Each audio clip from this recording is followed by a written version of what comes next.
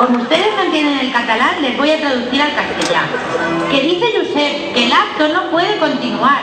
Este escudo es ilegal.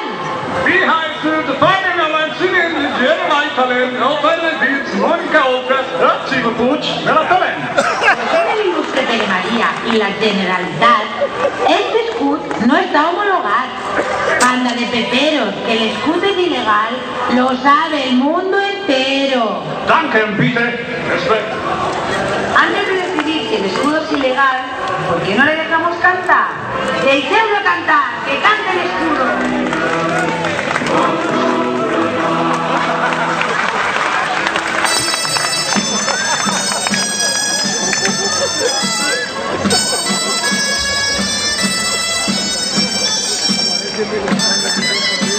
En aquella de Compromís han vingut, volen tirar-me a carrera, existen el Facebook.